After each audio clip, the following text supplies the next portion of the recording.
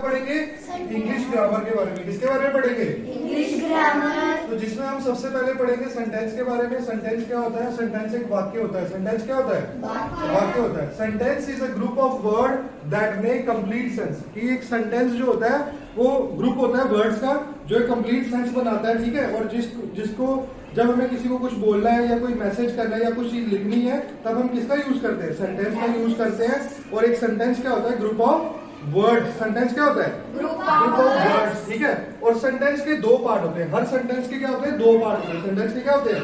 दो पार्ट होते हैं। कौन कौन सा?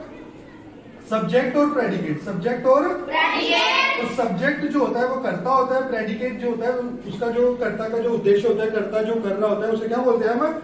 सब्जेक्ट और प्रेडिकेट, ठीक है। तो सब्जेक्ट क्या होता है? It is a part of sentence which tell us about the person things we speak about. कि उस इंसान के बारे में, उस चीज के बारे में जिसके बारे में हम बात कर रहे थे, वो क्या होती है? हमारी सब्जेक्ट होती है। और वो क्या कर रही है, वो क्या परफॉर्म कर रही है, उसको क्या बोलते हैं? प्रेडिकेट। क्या बोलते हैं उसको? प्रेडिकेट, ठीक है। The sun shine in the sky. जो अब मैं आपको एक एग्जांपल बता रहा हूँ कि जैसे इसमें एक हमारे पास सेंटेंस है, the sun shine in the sky. Sun, the sun क्या है? हमारे पास सब्जेक्ट है। कौन है? सन की हम बात कर रहे हैं। और शाइन इन द स्काई क्या है? प्रेडिकेट है, ठीक है। तो ऐसे ही हर सेंटेंस जो भी हमारे पास है, जब भी हम कोई सेंटेंस लेते हैं, पढ़ते हैं या कभी भी हम लिखते हैं तो हमारे पास दो पार्ट होते हैं उसमें, सब्जेक्ट और प्रेडिकेट। जैसे एक और एग्जांपल है, एक बच्चे का मैंने लिया है, जैसे ओमसी इज क्राइंग। तो इसमें ओमसी क्या है?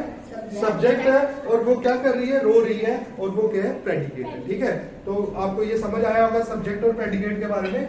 उसके बाद हम पढ़ेंगे काइंड्स ऑफ सेंटेंस। उसके बारे में हम क्या पढ़ेंगे? काइंड्स ऑफ सेंटेंस, वाक्य के भेद। तो जो हमारे पास सेंटेंस होते हैं वो 5 तरह के होते हैं। वो कितनी तरह के होते हैं? वो 5 तरह के होते हैं, ठीक है।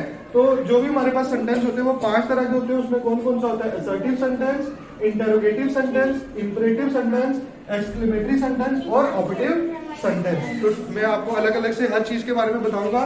तो जो ये होते हैं असर्टिव सेंटेंस, ये साधारण वाक्य होते हैं जो सिंपल सेंटेंस होते हैं। इंटरोगेटिव सेंटेंस जो प्रश्नवाचक वाक्य होते हैं। इंपरेटिव सेंटेंस,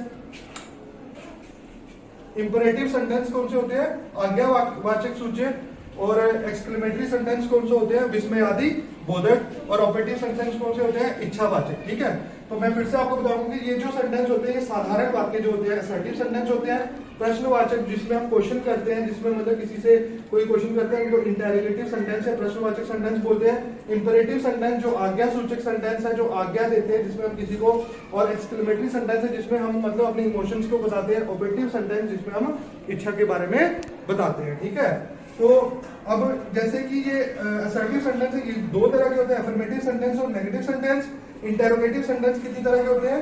ये एक तरह का होता है जिसमें हम किसी से क्वेश्चन करते हैं, इंटरोगेशन। और कमांड जिसमें हम कमांड देते हैं। और विस्मय आदि जिसमें हम अपने इमोशंस के बारे में बताते हैं। और ऑपरेटिव सेंटेंस जिसमें हम कोई भी अपनी विश या कोई भी कर्ज के बारे में एक्सपेक्ट करते हैं, उसमें लिख के बताते हैं। तो ये हमारे सेंटेंस और सेंटेंस की टाइप्स थी। तो मैं आशा करता हूँ कि आपको समझ आएगा। Thank you.